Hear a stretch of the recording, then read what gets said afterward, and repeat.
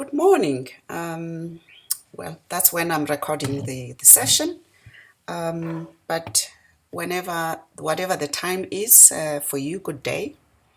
It's been a hectic couple of weeks. As a result, we have not been able to do block 4 as we intended to do it. Life happens, and yes, we just move with how it goes. And condolences to those of you who were in closer contact or closer to Dr. Mahlati.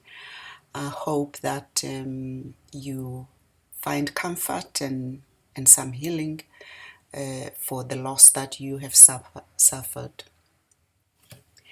So I've decided that I will do a voiceover PowerPoint, given that this PowerPoint was done within the intention that we will have a session in class. So just in case there's some things that you may not have understood, just going through the slides on their own.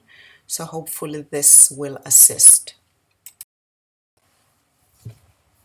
We normally start off with checking in and how you're doing, and especially with the assignment, the coaching assignment that you've been doing right from the beginning. So I just want to take this opportunity to just remind you once more of the importance of that assignment, that you are coaching someone or some people as a way of practicing your skills, and you're completing your coaching log. As we come closer to the end of the program, you will be expected to submit that coaching log in block 6. So make sure that you are up to date with your coaching log. I do have a surprise for you though. It's actually quite a pleasant surprise, but for you to be able to get that pleasant surprise, you have to log into the block 5 material, and you will find it there. So good luck for now. So this block, really, we have been we're looking at setting coaching outcomes as part of the learning on the coaching process, and as part of learning the skills. Looking at the clear model that we have been following since the beginning, we are now on letter number 4, which is the A, action or goal setting. We've gone through the contracting, creating a conducive environment, active or attentive listening, and in the last block we looked at exploration by using questions and the different types of questions. So today we're kind of going to back, in that we're looking at how do you set coaching outcomes. And in block 5, which is the block that we are busy with, we will be busy with this week, we're looking at review. Setting coaching outcomes. Objectives of this session. The objectives of the session really was to understand the role of context in setting coaching outcomes, because we work in context, whether it's an organizational context, family context, wherever we are working in context. So we need to understand the role of context in how we set coaching outcomes for our clients.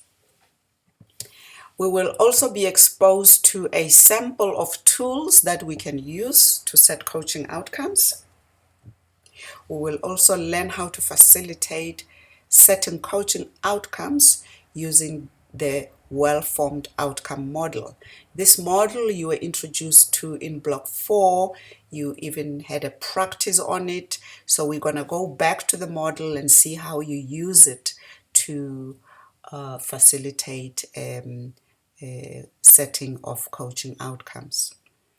Of course, you were also supposed to practice the coaching skills, but unfortunately, we're not able to do that, but we'll definitely do that in block 5. So looking at the role of context, as I indicated earlier, as individuals, whether you're coaching an individual or a group or a team, those people are operating within either a team, an organization, a society, a family that is going to impact on how they either receive the coaching or whether the coaching becomes successful or not successful. There is a huge impact that context has. So we are going to look at what is that impact. So executive coaching is a leadership development intervention. As such, it is context sensitive. It is also a social process. Individuals, including the coach and the coachee, are influencing and are being influenced by their interaction and the multidimensional system that the organization presents. Thus, the social context of an intervention must be actively considered in setting organizational outcomes to make sure that there is an achievement of those. There are different types of context that we can consider, and the 4 that are common are the socio-political factors. Even though you are operating in whether it's a small or big organization, these factors will impact you. To give you an example, I've worked a lot with senior executives or in public sector organizations where politics play a major role. If you're a senior government official, you're going to be impacted directly by politics, whether you like it or not, because the politics are right inside of the organization. And those dynamics need to be taken into consideration when you're setting coaching outcomes. But there are social factors as well. If you're a hospital CEO and people come and toy at your gate for service, that's going to impact on you in terms of how you lead and how you set your coaching outcomes if you are being coached. Economic factors absolutely play a major role in organization because it has to do with costs, it has to do with efficiencies, it has to do with whether we have enough money to do certain things or not do them. It has to do with whether people leave their jobs or they don't leave their jobs. The third one is organizational climate and the culture within that organization. What is the culture in that organization? Is there a culture of safety? Is there a culture of silence? Is there a culture of things not being done? Those things are going to impact the results of the coachee or how they actually are supposed to implement some of the goals that they will set. Interpersonal relations also will impact that. If you have a not so good relationship with your boss or your manager or your subordinates, and one of the goals that you're working on has to do with them, that interpersonal relationship factor will have to come into play and be dealt with before a major goal can be achieved. At an organizational level, you find that if you're coaching an individual who is a manager or a leader, it will depend on the team that he also or she functions in. The other thing is that we also need to look at what are the coaching outcomes for the organization. So what is the organization expecting out of, especially if the organization is paying for the coaching? They would want to get something out of the coaching itself. So what is the organization looking for if they are engaging a coaching a company or a coach to intervene in a situation? Are they looking to improve individual performance? Are they looking to improve team performance? Are they looking to support an individual with their professional goal? Or are they looking at managing talent or building capacity for change? Whatever it is, you need to understand that in that organization if you're coaching somebody in the context of an organization, whether big or small.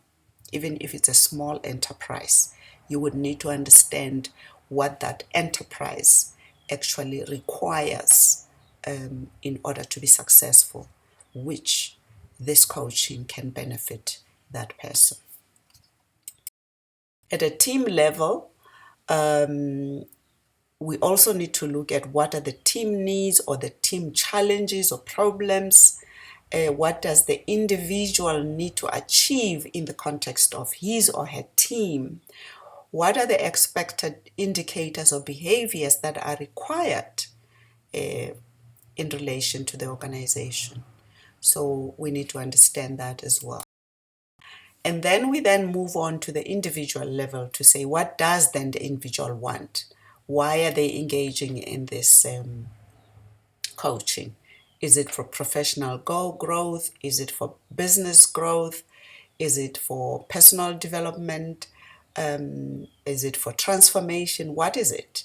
And we also need to understand how we can measure the success of that. Another important critical aspect that is useful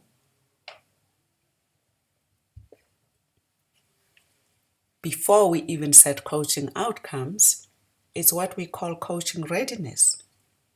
Is the client ready for coaching? I have been in a situation where an organization has embarked on a coaching intervention and they start assigning individuals to coaches, and they just tell people to go for coaching. And you meet with these people, they have no idea why they are there. They have no idea why they should be coached, nor even understand the whole process. And that could be a sign of the person not being ready.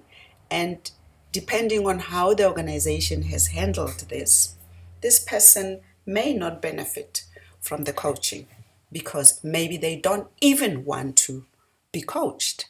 They could be perceiving it as something that maybe they want to be punished or they want to be whatever the situation could be. So it is important that people are ready for the coaching. So if enhanced leadership effectiveness is the preferred outcome for executive coaching, then identifying those coachees who can benefit most from it becomes a priority. So if you're working in an organizational context, you will need to make sure that the people that you're working with are ready, because you're more likely to get success with those people.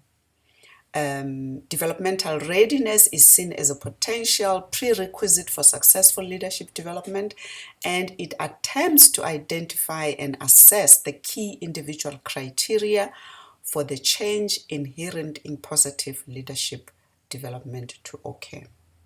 We also know through research that 40% of coaching or therapy success is attributed just to client readiness and not by anything else.